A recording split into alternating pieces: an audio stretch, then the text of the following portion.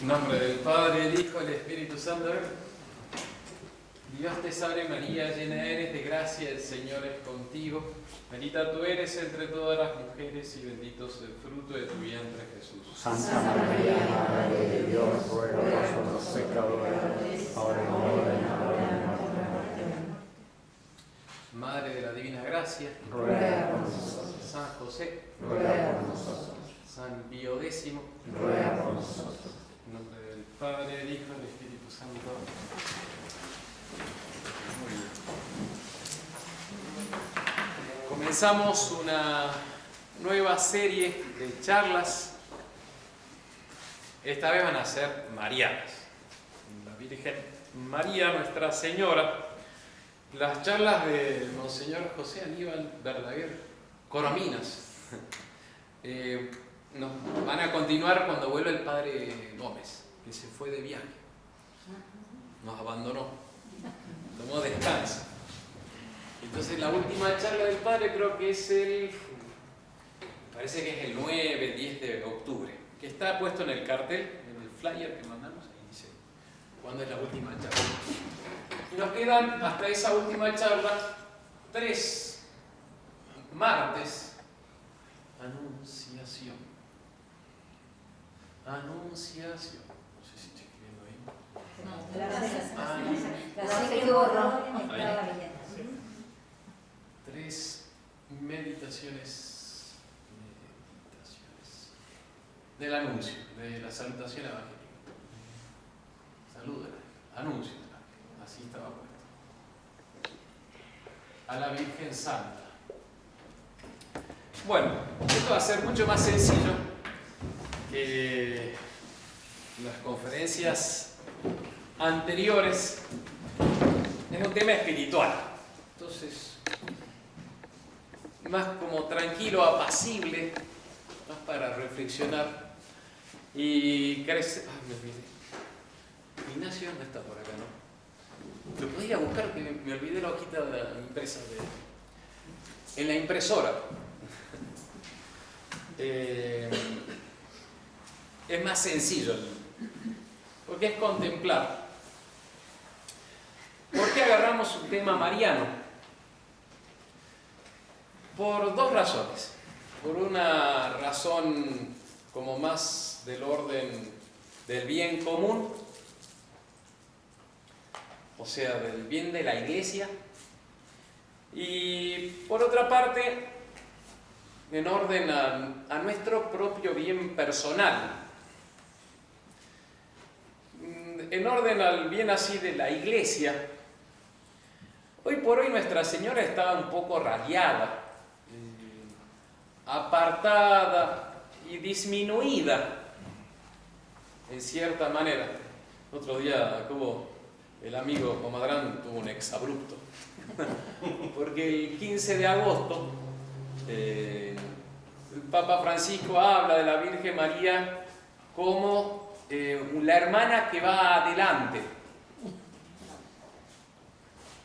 Cuando para toda la doctrina durante siglos sobre Nuestra Señora se la considera bien, ¿no? Claro, la Madre de Dios.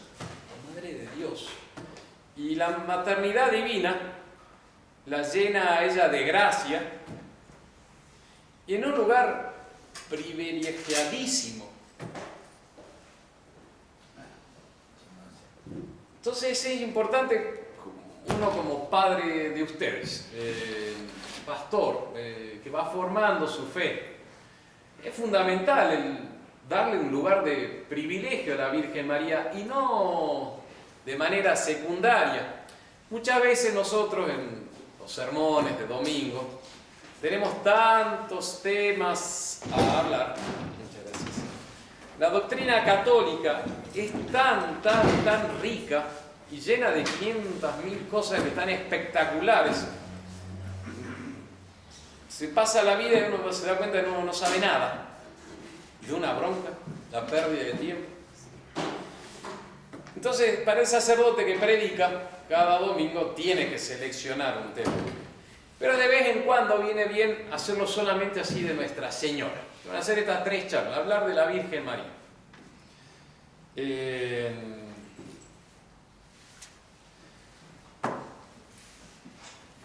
Diccionario Teológico del Concilio Vaticano II. Editorial EUNSA, de la Universidad de Navarra, que pertenece al Opus Dei. Está recontra interesante, un libro publicado en el año 2015. Siempre hago el mismo chiste, así que tengo que mantenerlo. Este libro es como lo llamaría San Pablo a Timoteo: carísimo.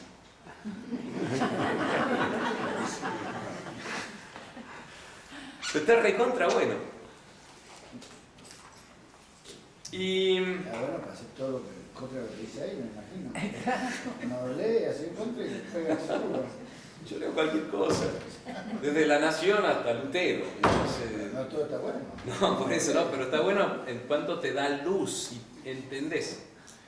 Ahora yo ando con Hegel también, está buenísimo eso, porque empezás a entender cuál es el problema. Bueno, está interesante, se lo leo a propósito porque lo que el exabrupto acá del amigo, mi arquitecto, mi amigo el arquitecto, que es totalmente justificable, se entiende por qué Francisco y el establishment que está gobernando actualmente, ellos hablan mucho que hay que ser anticlerical y atacar a los que tienen poder, cuando ellos son los primeros que tienen poder y lo imponen.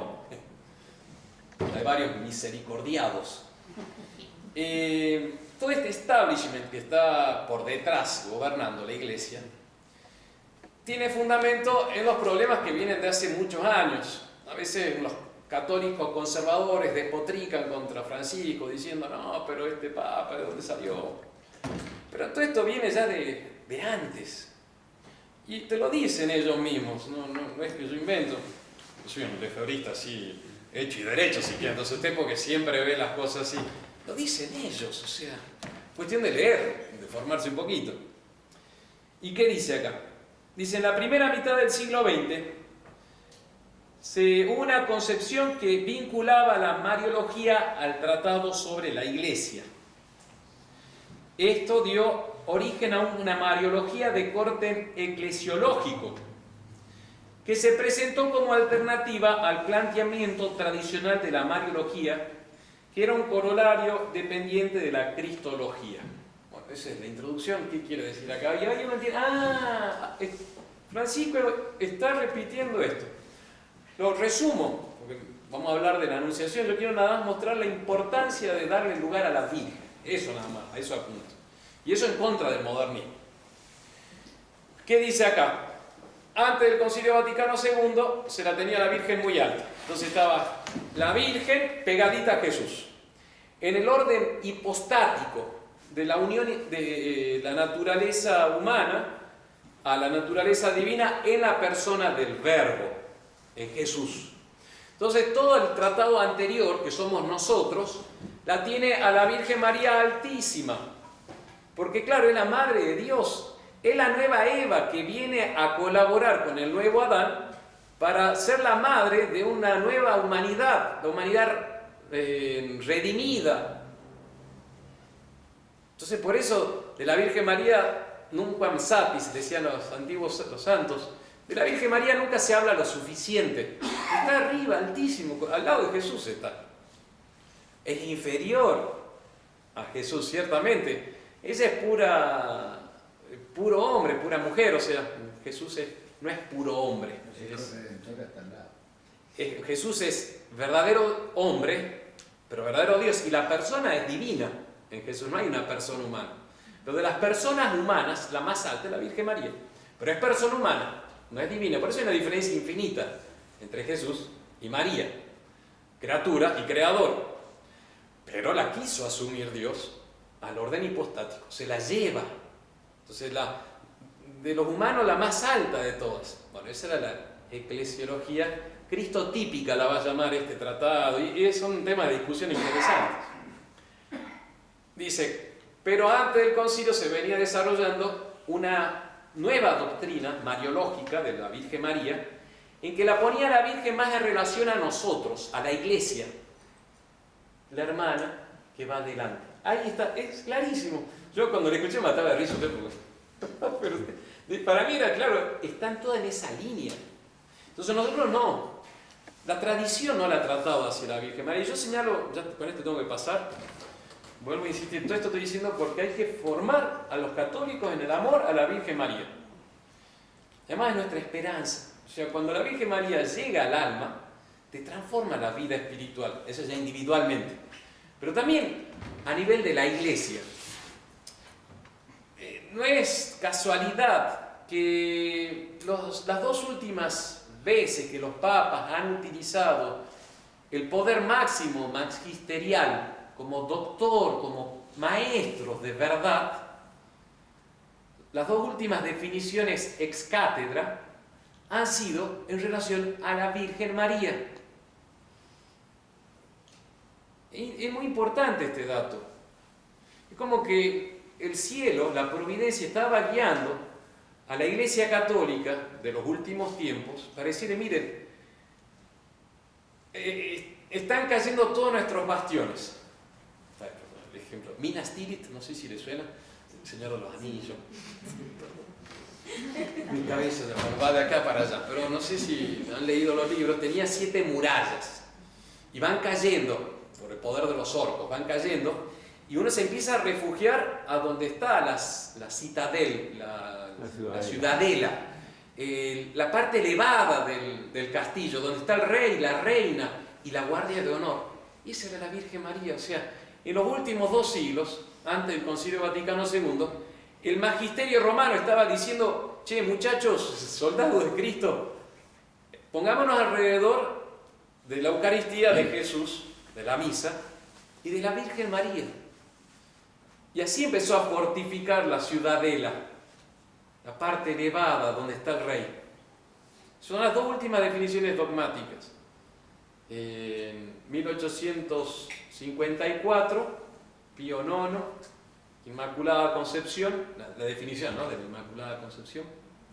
Y en 1950, Pío XII, la definición de la Asunción de la Virgen María a los cielos, donde estos 2 papas dijeron, mire, yo acá involucro toda mi autoridad. La Virgen María está en los cielos, la Virgen María es inmaculada desde su concepción. Y el que no quiera creer se va, y ya no es católico, no guarda la fe católica. Así de simple. O sea, involucraron toda su autoridad magisterial, de maestro. Está buenísimo. Era la ciudadela. Entonces esa es la razón de dar 3 charlitas sobre la Virgen María. Y además, como le digo, es fundamental. Si yo me tengo que morir y dejar algo a ustedes, amen a Nuestra Señora. Búscanla como refugio. Yo ya estoy como los curas viejos, no soy tan viejo, pero bueno, ya tengo la maña de viejo. Y no diga que sí. Yo ya cuando confieso me digo, recen el rosario, ya vienen con cada cosa como todos nosotros, bueno, recen el rosario y a ver si rezan el rosario, por favor, todos los días, y ahí se van a empezar a salvar, y si no, van a fracasar. Bien, esa es la importancia de estudiar la Virgen María. ¿Qué estudiaremos? Bueno, la Anunciación, siguiendo el Evangelio. Nuestro guía es un sacerdote romano, Pier Carlo Landucci. Nace en el año 1900, de Roma hacia la derecha, a 3 horas más o menos, un poquito más al sur, a 40 kilómetros al sur de Loreto, cerca de Ancona, por ahí creo que le dicen. Bueno. Y parece que era bastante culto, dotado, y se gradúa de ingeniero a sus 23 años, creo, muy rápido, 1923, y se va, creo, para Cerdeña, me parece que se va a trabajar, y ahí jovencito le agarra ya la inquietud vocacional y se mete al seminario. Entonces estudia en el seminario en los años 20 cachos, 23 al 29, más o menos por ahí, estudia en el seminario, se ordena sacerdote, Lo ponen como profesor de filosofía de la ciencia en la Universidad Lateranense, también director espiritual del seminario, y después lo nombran como capellán de un hospital romano, y va a estar durante 50 años siendo canónigo de la Basílica del Lateranense, Letrán, y va a ser, bueno, predicador de ejercicios, confesor, y tiene inicio de causa de proceso de canonización. Muere en el año 1986. Yo no sé si celebró la misa nueva, mejor no pregunto mucho. Pues está buenísimo el libro, así que lo escribió en el año 44 creo que es. Así que bueno.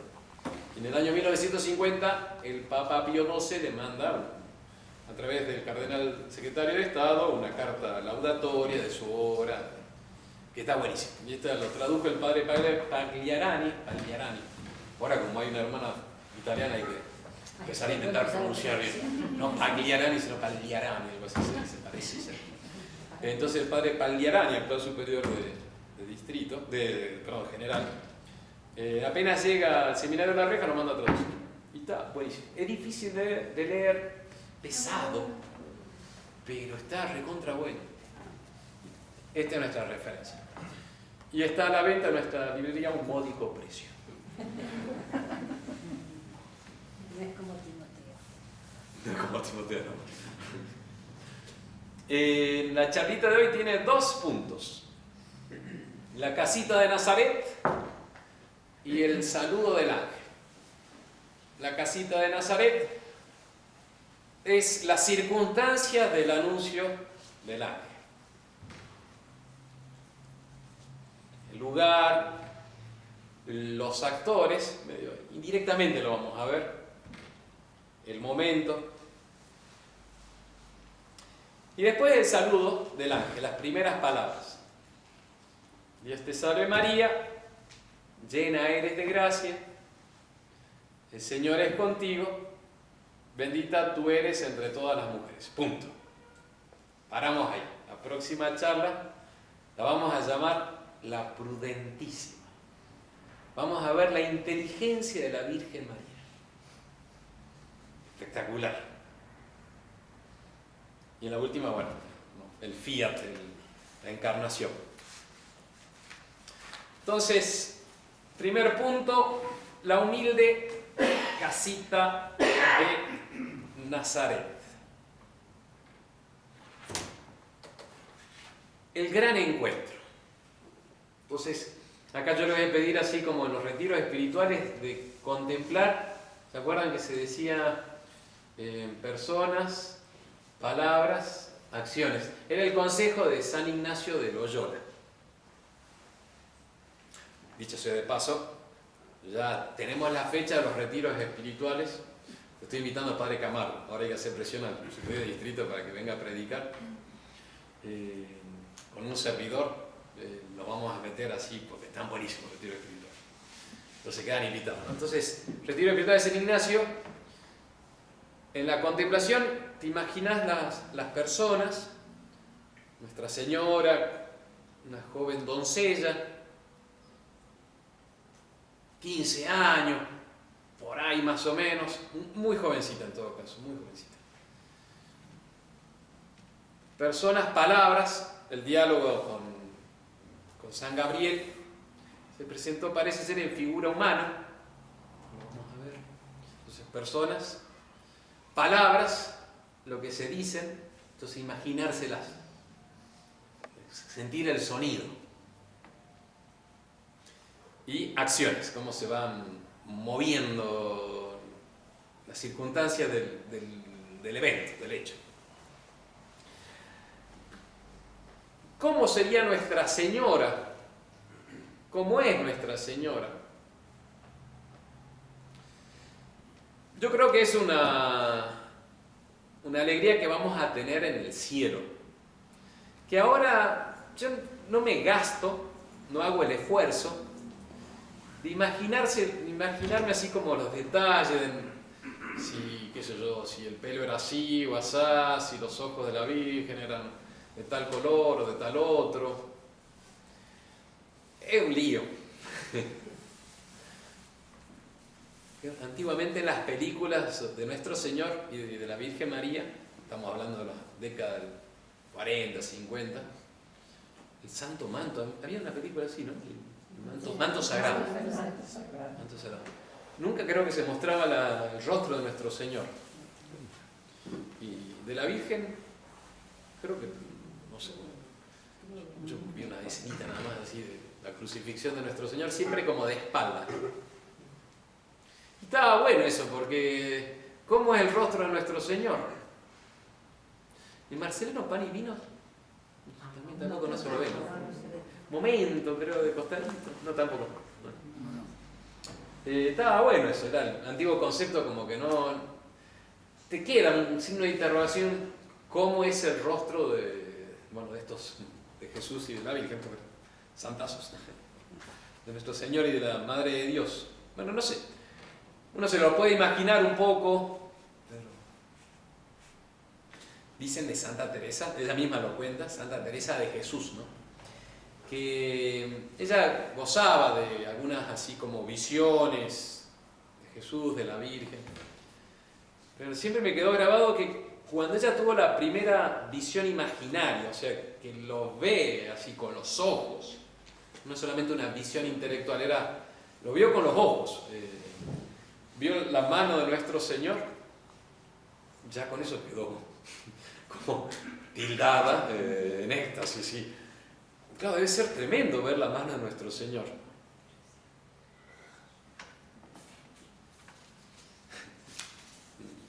Siempre me acuerdo de la primera vez que visité Lourdes.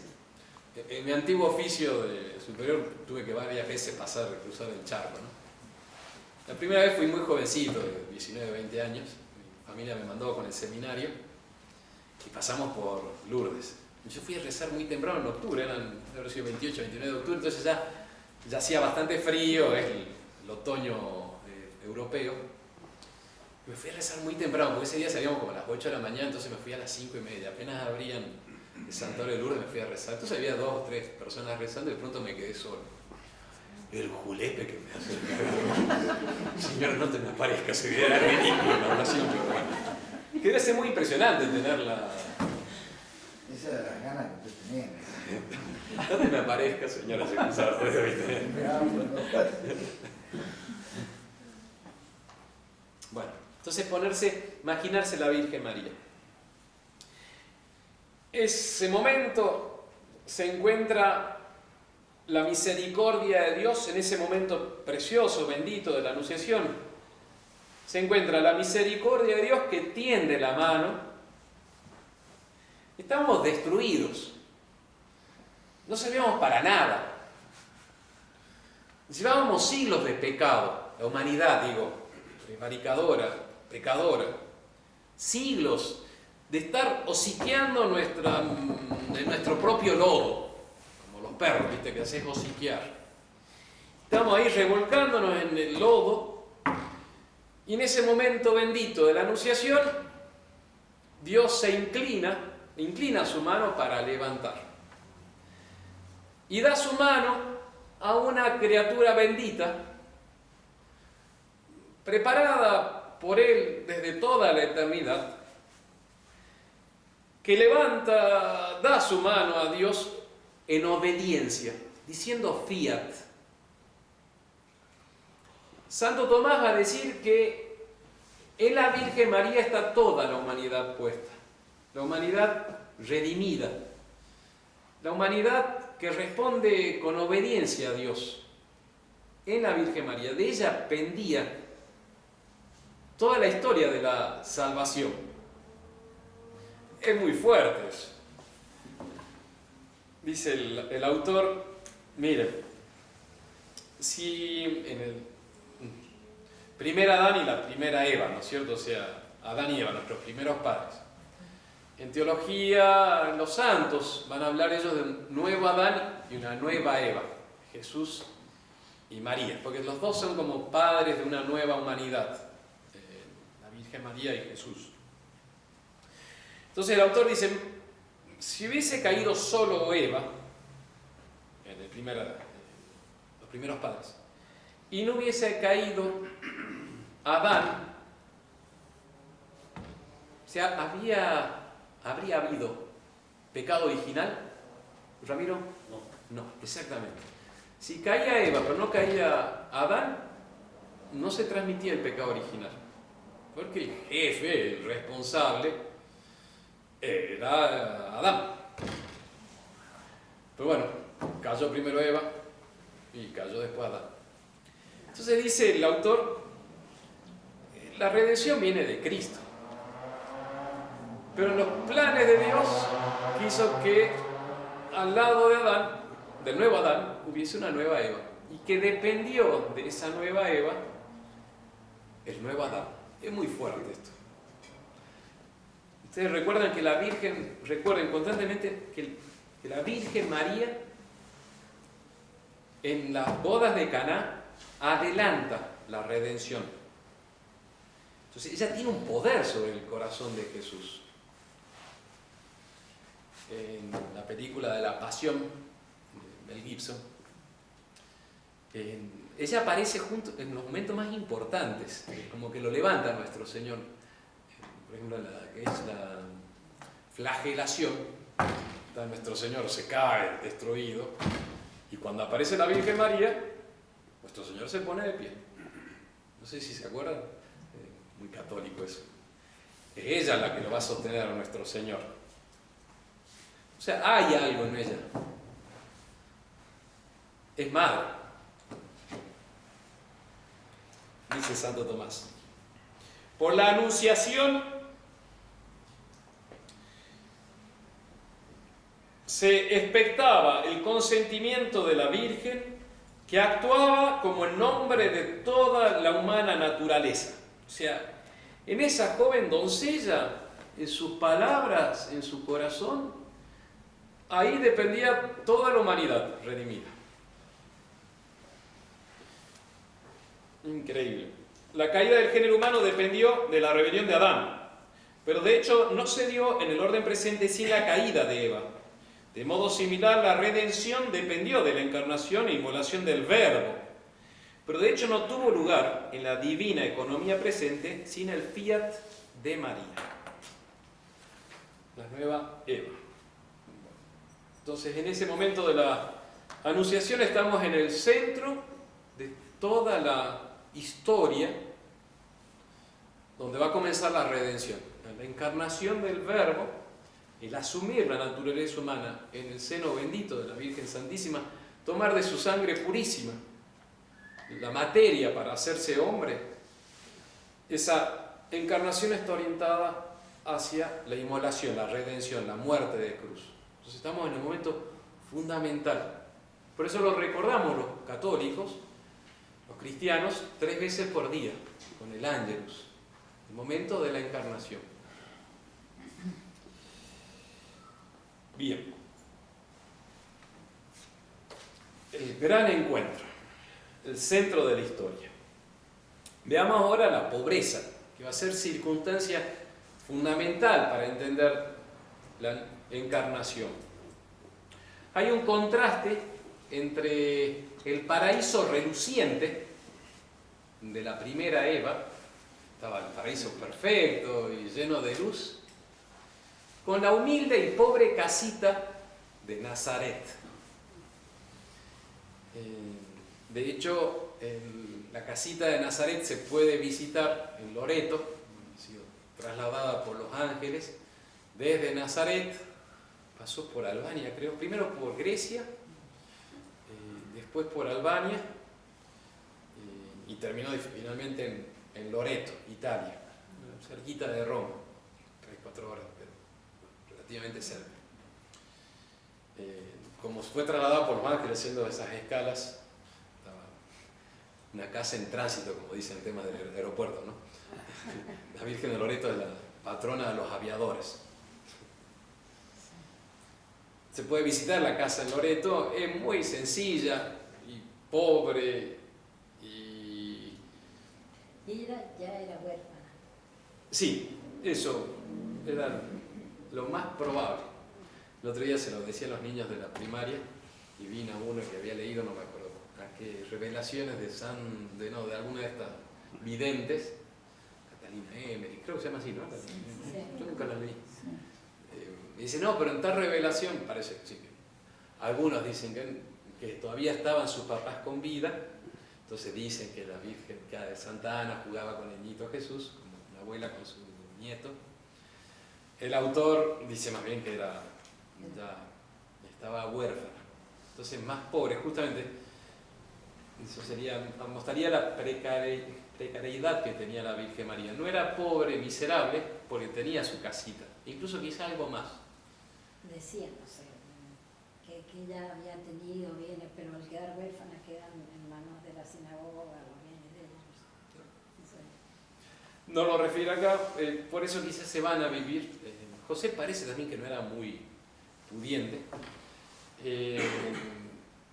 Hay una casita que le llaman el taller de San José, que está ahí en Nazaret actualmente, donde es la Basílica de la Anunciación, que es la gruta, porque era una casa que estaba adosada al cerrito, una pequeña gruta. Entonces era una casa medio pobre, porque aprovechaban la cavidad del cerrito para poner la casa.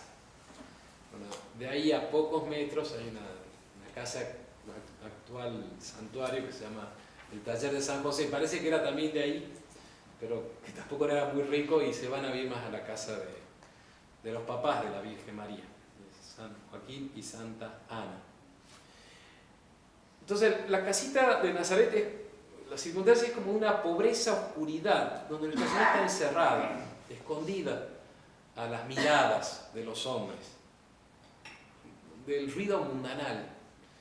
De hecho, hay una oposición entre Eva, que se deja como buena mujer, se deja así como vislumbrar por Sara e Italia, ¿cómo es? Indian Style. Entonces, wow, así. De hecho, Eva ve el fruto prohibido y le es muy agradable a la vista, lo dice explícitamente el texto sagrado. Entonces, un poco el problema de dejarse llevar a veces de lo exterior de parte de la mujer, de las vanidades, de las modas, del Instagram y de vender la foto bonita.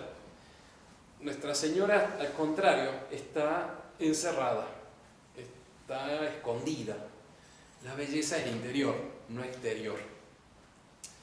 Hay una oposición, justamente lo hace el autor, entre esa paraíso reluciente y esas frutas que brillan y colores que agradan, y Nuestra Señora que está encerrada en un cubículo donde tiene que entrar el ángel. Además, Nazaret no existe.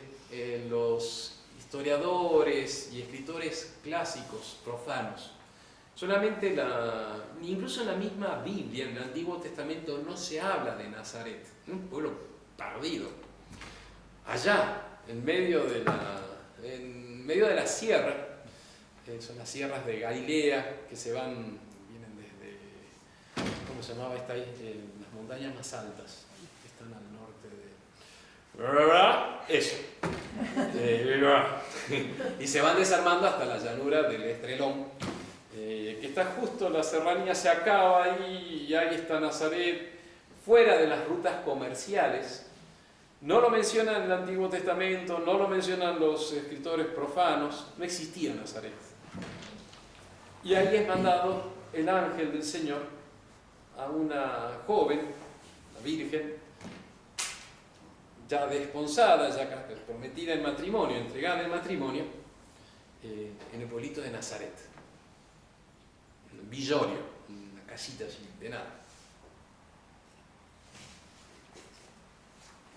Dicen que el escenario natural de Nazaret sí es bonito, eso sí, incluso actualmente.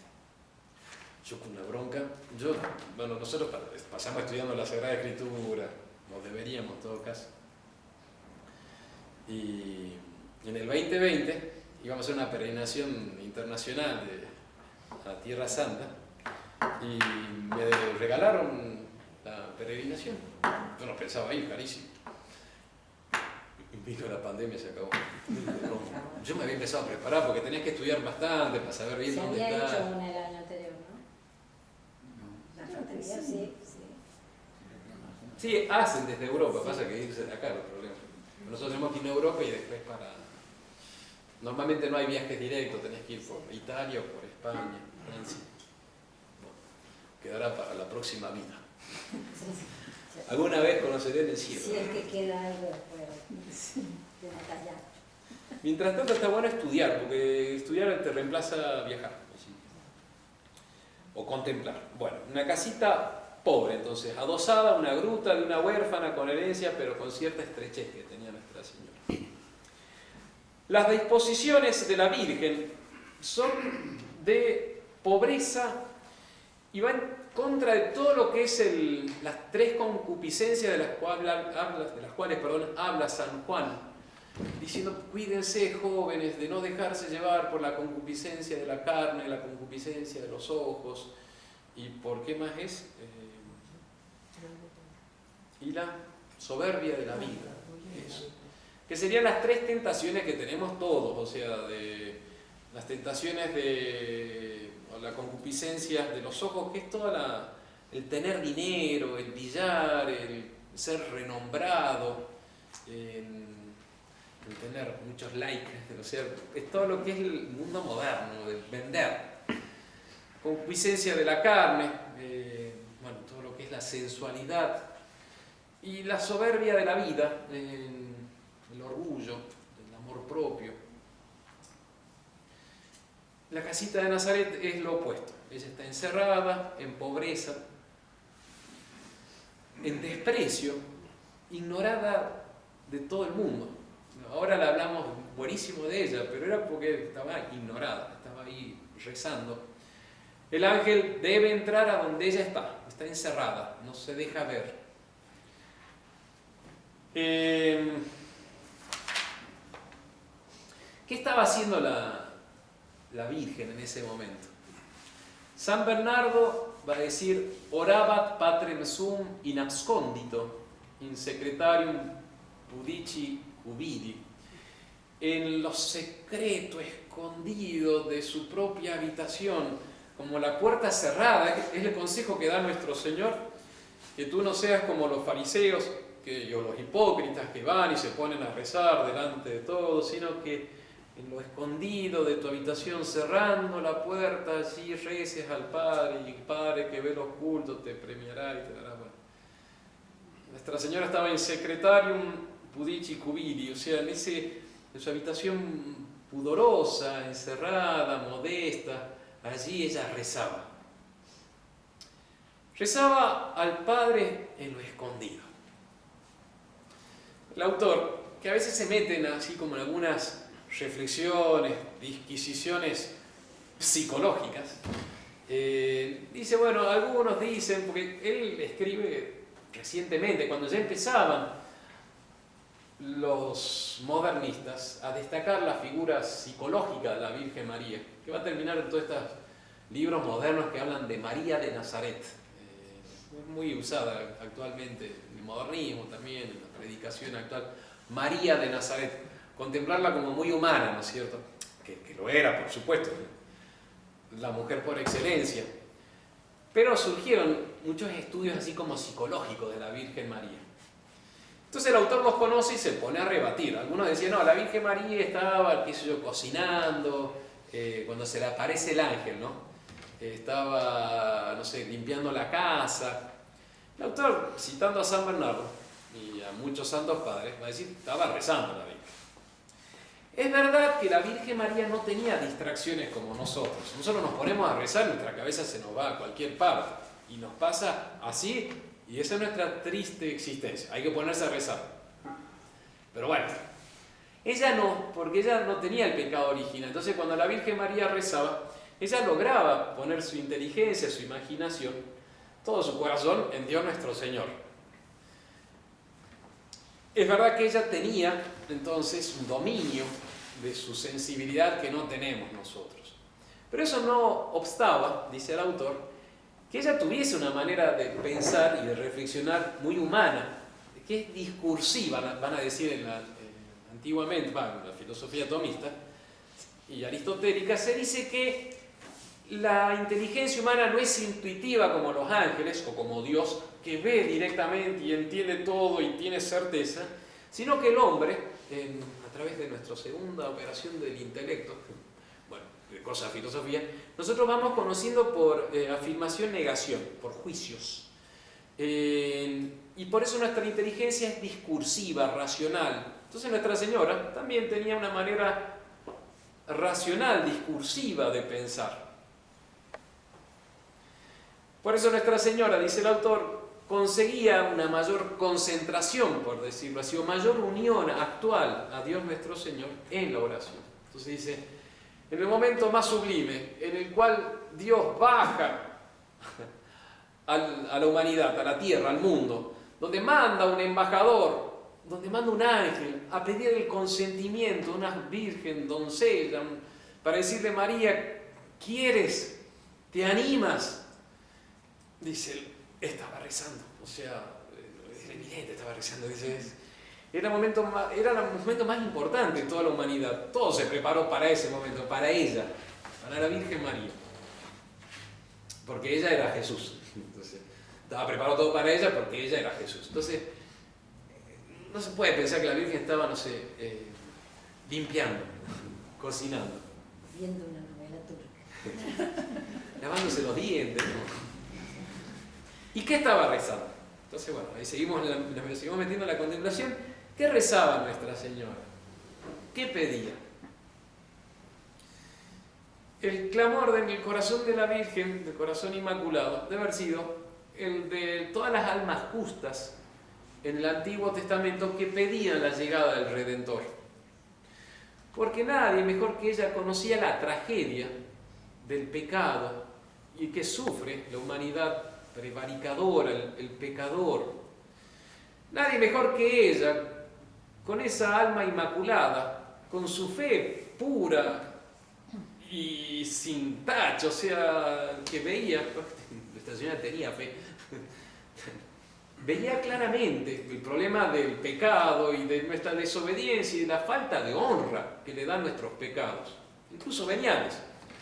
Entonces Nuestra Señora sufría a ella y pedía, como buena madre, como buen padre, tiene el corazón de madre, pero bueno, como debería ser un corazón de padre, pedía por sus hijos. Bueno, todavía no era madre de Dios, no era madre nuestra, pero pedía por sus hermanos, desinteresada de sí, pensando en la gloria de Dios, pensando en la salvación de las almas.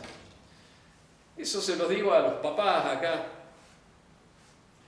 Que nosotros deberíamos pasar muchas horas de oración, no solamente pidiendo perdón por nuestros pecados, deberíamos pasar muchísimas horas de oración en la capilla, o en nuestras casas frente a una imagen, porque tenemos que pedir por los nuestros. No nos damos cuenta que si nuestros hijos no van bien, si nuestros seres queridos no van bien, porque nos falta rodillas, nos falta ponernos a rezar. Y uno se distrae a veces. Se lo digo yo, me estoy confesando con ustedes. Pónganse la estola, estoy y me da la absolución común. Nos falta hora de oración. Siempre hay 500.000 cosas a hacer. La Virgen María no tenía eso. Ella estaba rezando. Dice el autor, rezaba con lágrimas, con gemidos inenarrables a Dios. Y no solamente contemplando en teoría la necesidad de la redención y la salvación. Pedía en concreto, Señor, ven ya, envía a tu Salvador, ven ya. Y la Virgen maduró los tiempos de Dios. No nos imaginamos el poder que tiene la Virgen María, por eso no recurrimos a ella. Ella madura los tiempos de Dios. Si nos queremos convertir, si queremos ser santos, si queremos desatarnos de alguna cadena que nos está atando a esta vida, hay que pedírselo a ella, que tiene un poder. Las mujeres, bueno, son intensas. Nuestra Señora tiene conciencia, ella, que es reina. Y a Jesús le gusta cumplir lo que su madre le pide. Repito, no recurrimos suficientemente a la Virgen María. Dice el autor que ella maduró los tiempos de Dios. Ella como que precipitó. Y quizás mandó Dios a su ángel porque ella lo estaba pidiendo. Es una reflexión teológica, no es dogma de fe todo esto. Así que si viene otra persona y dice lo contrario, está bien. Pero está bueno. Lo bueno de este libro es que te mete tanto, porque además son páginas y páginas que se pone a hablar si estaba lavando o rezando.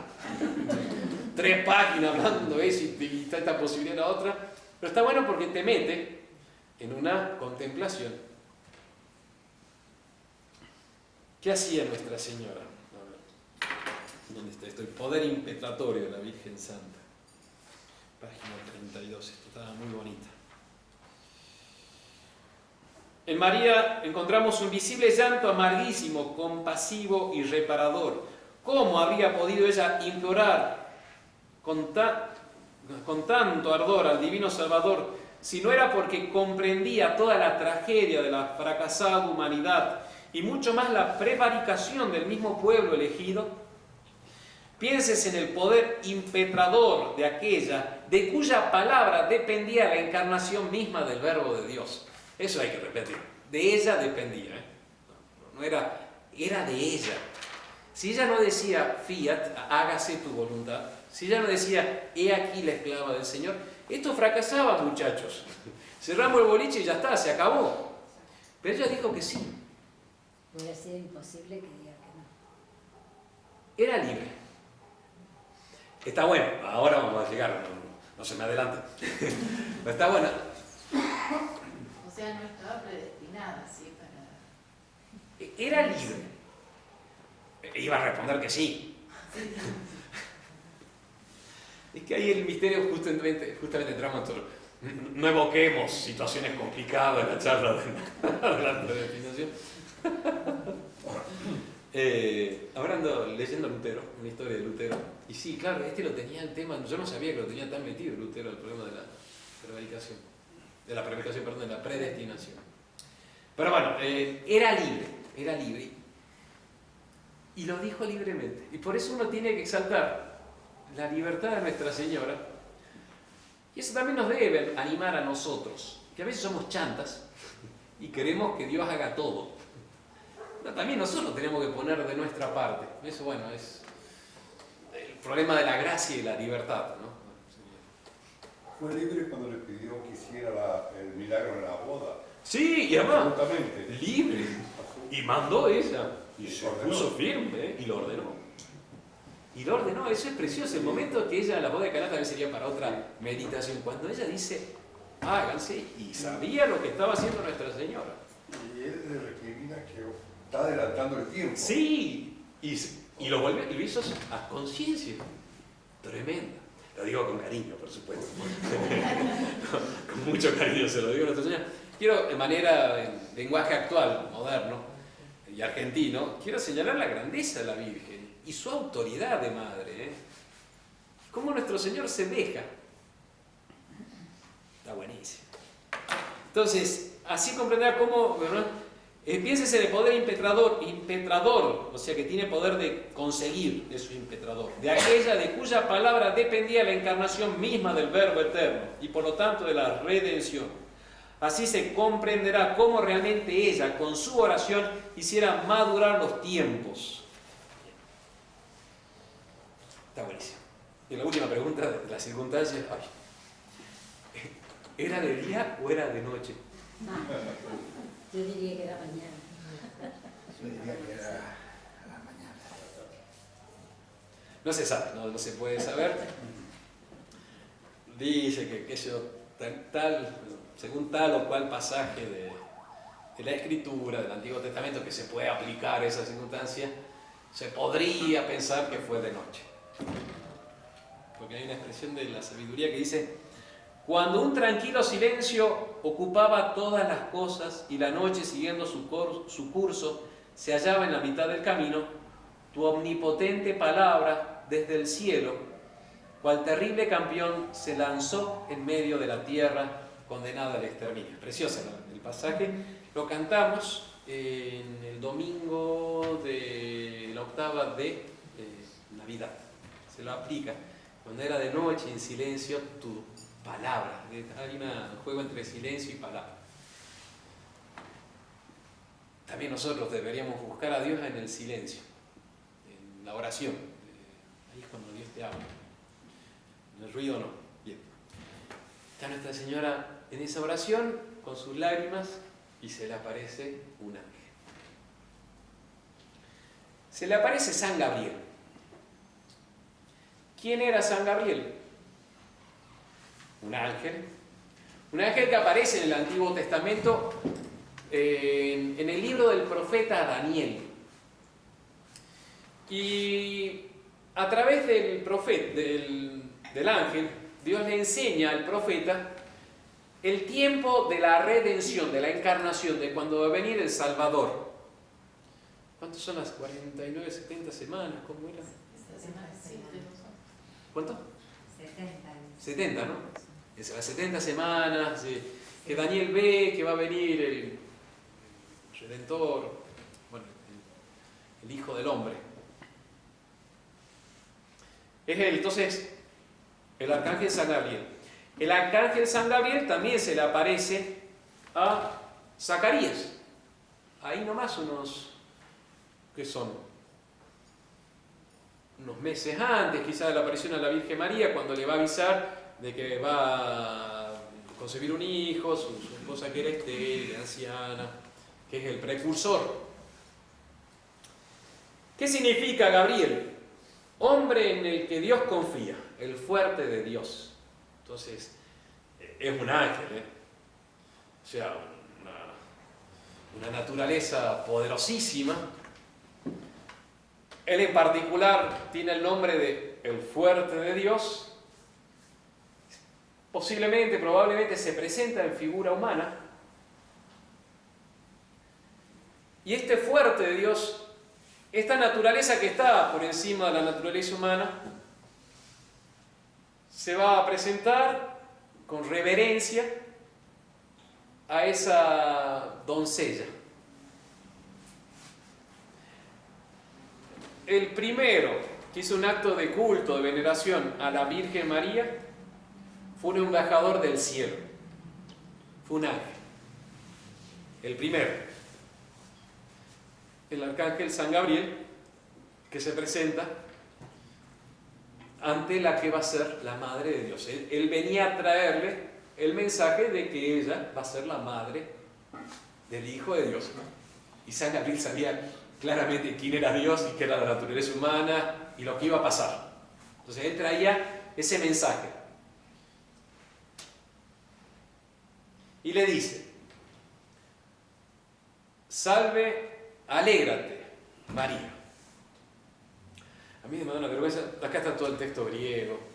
Yo estudié durante 7 años latín y griego en el bachillerato humanista de la Salta. Una vergüenza. Estudié después de 7 años, creo que un año cuando estuve en la universidad. Ahí mi tío Sequero me puso a estudiar griego.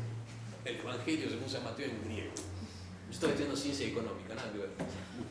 Entre San Mateo y...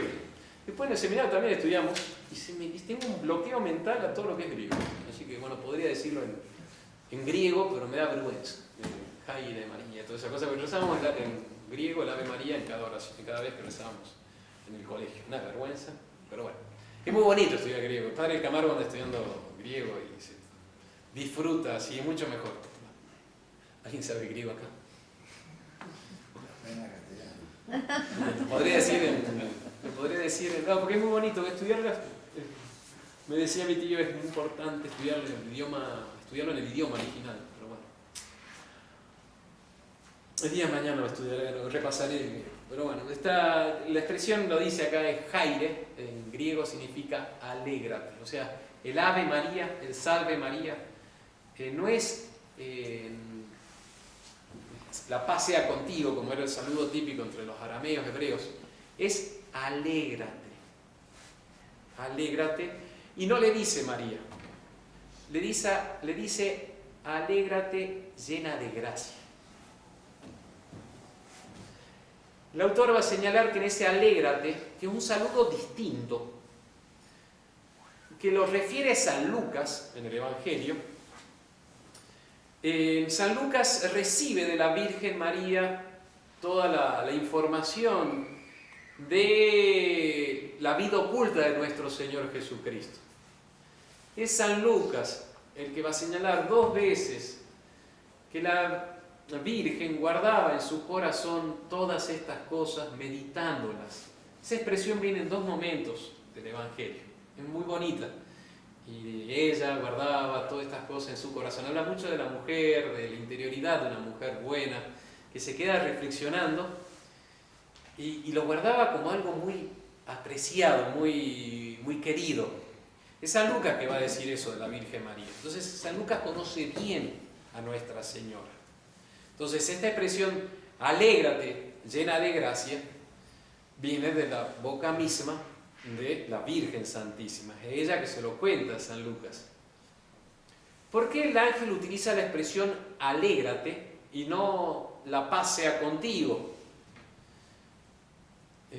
La Vulgata va a decir ave, es el saludo típico, bueno, de la antigüedad. Es alégrate, por eso la importancia del texto griego, alégrate. Dice el autor que esa alegría es propia de una intervención de Dios. Cuando Dios va a intervenir en tu historia, cuando va a traer su salvación, trae la felicidad, la alegría. Por eso la palabra alégrate es para quedarse reflexionando al lado de Nuestra Señora. La Virgen va a entender plenamente cada una de las palabras, porque ella era limpia, inmaculada, sin distracciones, sin imaginaciones que la distraigan. Era inteligentísima Nuestra Señora, era iluminada con la ciencia que Dios le había dado para su misión. Vamos a ver la próxima charla en la prudentísima, la Nuestra Señora, que va reflexionando, es espectacular según el autor, como ella va diciendo, ¿por qué el ángel me dice esto? ¿Qué me quiere señalar? ¿Hacia dónde me quieren llevar? Una mujer inteligentísima la que tenemos al frente. Entonces, alégrate, con su conocimiento de las Escrituras, ella podía estar consciente de que había una intervención de Dios en todo esto. Ella todavía no sabía que iba a ser madre de Dios. Se lo va a decir en la próxima charla. El martes que viene. Todavía no sabía, pero se da cuenta que hay una intervención, y especialmente con la expresión Dominus tecum. El Señor esté contigo. Debería decirlo en griego, pero me da vergüenza. ¿Por qué Tengo esa... griego? ¿El ángel hablaba en griego?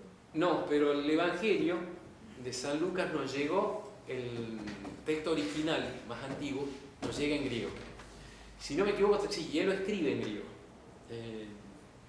San Mateo lo escribe en arameo, después lo traduce en griego y lo tenemos en... Eso me explicaban ahí cuando era chico. El texto griego es el original. Y por eso los estudiosos van al texto griego. Cuando el ángel le dice, el Señor esté contigo, significa así la presencia de Dios en toda alma en gracia. Como lo tenemos nosotros cuando no tenemos pecado mortal, o estamos confesados, por decir así. Dios vive en nosotros. Y Dios vivía de una manera especial en ese corazón inmaculado. Era el templo sobre todo templo. San Pablo va a decir que nosotros somos templo de Dios, porque Dios vive en nosotros como viven los templos. Bueno, la Virgen María mucho más, era el divino huésped en el corazón de Nuestra Señora, y ciertamente ella tenía un trato de anfitrión con huésped. Entonces ella que recibe y trata con delicadeza a aquella que está presente en su corazón. Pero ese Dominus tecum, el Señor esté contigo, o está contigo, porque lo dice el autor, más que de expresión de deseo, señala un hecho. Y en particular, más allá de la presencia de Dios como está en alma en gracia, significa que Dios está con vos en un momento especial, en una hazaña particular que Él te va a pedir. y cita en el Antiguo Testamento el autor, son páginas muy bonitas para meditar, esto es media página, y cita distintos pasajes del Antiguo Testamento, como nuestro Señor se le aparece a Abraham y le dice: yo estoy contigo, ve a la tierra que yo te daré y yo estoy contigo, o sea, vamos, yo te doy esta misión, pero estoy con vos, no te preocupes. Y a Moisés también, cuando se le aparece en la zarza: anda, decide al anfitrión, vas a sacar a mi pueblo, yo estoy contigo.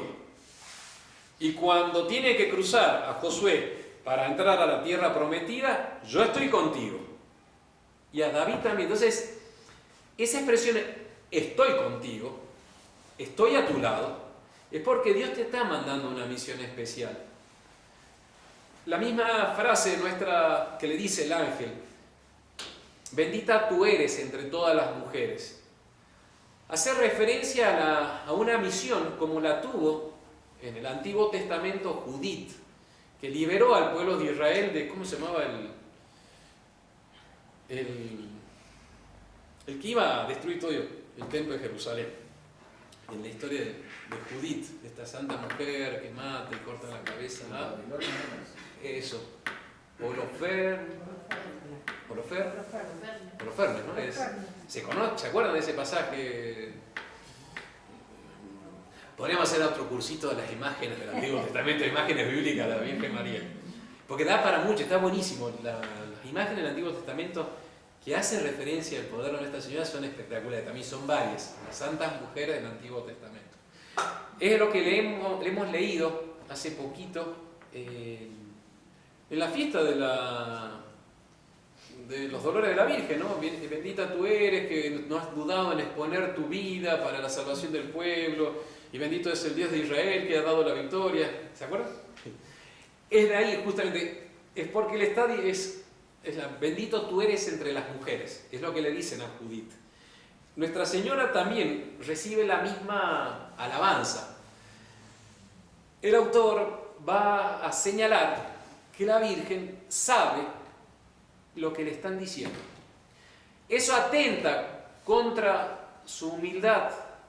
No, porque la humildad es verdad.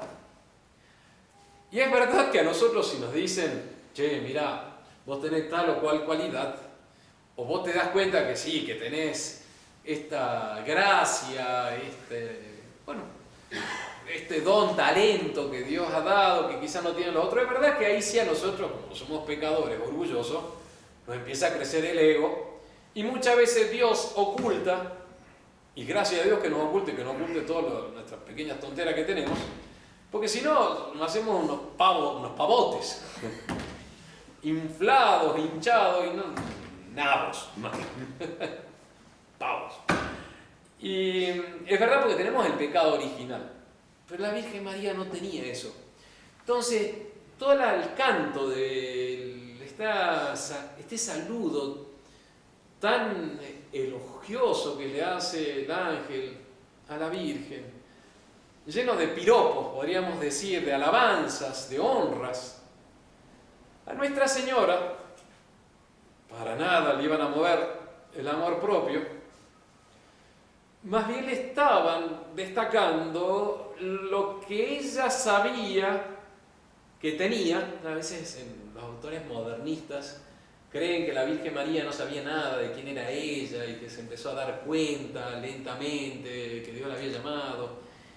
No, la claridad que tenía Nuestra Señora de su inteligencia, era muy consciente de la gracia que tenía. Pero si Dios le estaba diciendo todo eso, era porque le estaba preparando algo. Por eso ella se va a quedar callada, pensando qué le está diciendo, o sea, hacia dónde la está llevando Dios. No por un peligro diciendo me están elogiando, entonces yo me voy a llenar de vanidad. No, es porque decía, ¿a dónde va esto? O sea, ¿qué misión estoy recibiendo? Por eso se turba. Exactamente, por eso se turba.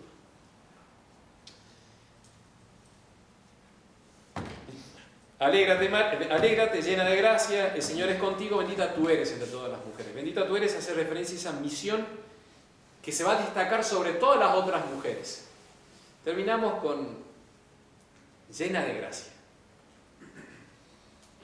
El autor va a decir, miren, el ángel no la llama a ella en ese momento por el nombre. Es raro. Le dice, alégrate, llena de gracia. Y el autor tiene como tesis que si vos tenés que caracterizar a la Virgen María, si tenés que reemplazar el nombre María por otro nombre, por su nombre, es llena de gracia. Esa plenitud de gracia en Nuestra Señora es sobre toda otra plenitud de gracia. En el Antiguo Testamento y en el Nuevo se lee que ha habido otros santos que han tenido plenitud de gracia. Es San Esteban, San Juan Bautista, han sido llamados que tenían una plenitud de gracia, o sea, es como un recipiente.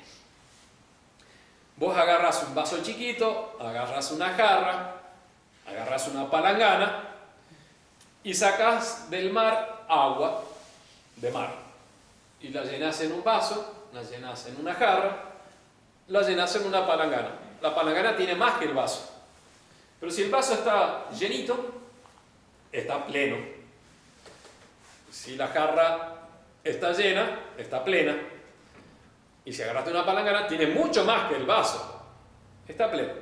Entonces la plenitud de gracia es relativa. La absoluta plenitud de gracia la tiene Jesucristo, que es el océano de gracia, nuestro Salvador. Después, los santos han tenido distintas plenitudes de acuerdo a su función, a su misión. San Esteban la tuvo así, San Juan Bautista la tuvo así, y la Virgen María la tiene de Madre de Dios. ¿Qué significa esa plenitud de gracia en la Virgen María? Que fue plena de gracia desde su concepción. No hubo ni un instante, y que me perdone Santo Tomás, y se equivoca Santo Tomás. Él dijo cualquier otra cosa, pero bueno, en esa época no es hereje Santo Tomás. Pero él dice que hubo un instante que la Virgen María es concebida y el instante siguiente se llena de gracia. ¿Por qué? Porque toda alma tenía que ser redimida, pensaba él. Pobre, es uno de los errores de Santo Tomás. Es como los grandes caen, ¿viste? Hasta Messi cayó. El Messi de la teología de Santo Tomás afirma eso, ¿no? Y después vino el magisterio, cuando vio que el error podía crecer, corrige y dice no, desde el primer instante de su concepción. Entonces, la plenitud de gracia es desde su primer instante. Ella es, no hubo ni el instante siguiente que decía la teología medieval, ni el instante siguiente, no, creada con gracia, creada en gracia. Entonces, de tiempo, de cantidad, porque iba a ser Madre de Dios, con autoridad sobre el Hijo de Dios, dándole su propia materia al Hijo de Dios. Por el modo, porque la Virgen María tuvo la plenitud de gracias con un don de integridad. En ella no había ningún desorden que tenemos nosotros y los más santos. Pueden tener un desorden de amor propio que totalmente el santo lo va a cortar, o sea, le sale un poquito de amor propio y rápido le corta, o de sensualidad, o de falta de caridad. La Virgen tenía ahí sí lo que se llama la justificación plena, o sea, su alma estaba totalmente justificada, rectificada, sin ningún movimiento raro. Y con los defectos, que no hay ningún pecado en ella. Ningún pecado, ni original, ni personal, ni actual, ni venial ni mortal. Nada. Y sin embargo fue plenamente libre. Y esa impecabilidad de la Virgen va a hacer que ella colabore con la gracia divina.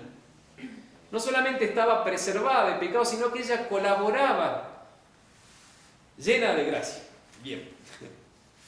Feliz colaboraba la gracia de Dios. Y termina el autor diciendo, ¿qué significa María? ¿Saben cuál es la etimología de María? ¿Qué significa? hay distintas etimologías. El autor dice, che, mira, pero si hay 70 etimologías posibles de la Virgen María, entonces no. Si así nos difundimos no se sabe bien qué es. Entonces dice, la etimología hebrea más precisa, la más posible es que sea Señora, Nuestra Señora, Notre Dame, la Madonna. Entonces, María significaría Señora. Pero el autor se inclina, un poco por qué te inclinas por ahí, se inclina por la etimología, el origen egipcio. De hecho, la primera vez que sale el nombre María en el Antiguo Testamento es la hermana de Aarón y de Moisés, que se llamaba María. Entonces, y como estaban en Egipto, entonces dice, si corresponde a la etimología egipcia, María significa amada de Dios. Y ahí estaría muy relacionada con llena de gracia, porque Dios la ama, la llena de gracia. Entonces, la persona más amada, la persona humana más amada de todas, ella. Entonces, la más amada, la amada por antonomasia, después de Jesús, por supuesto, ¿no? Es la Virgen María. Bien, y entonces eso. Ya se me fue el tiempo. Entonces, las charlas tenían ese doble fin: destacar la figura de la Virgen María en tiempos donde no es honrada, y sobre todo para que aumentemos nuestra devoción a la Virgen amada, que es la causa de nuestra esperanza, que es la fuerza de nuestra confianza en la Virgen María. Si nace el amor a la Virgen María en nuestras almas, estamos salvos.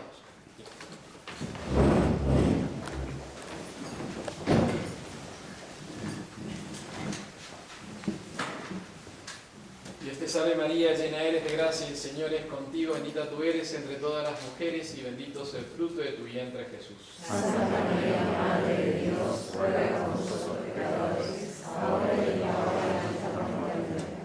Sagrado corazón de Jesús, dulce corazón de María, En nombre del Padre, del Hijo y del Espíritu Santo. Amén. Padre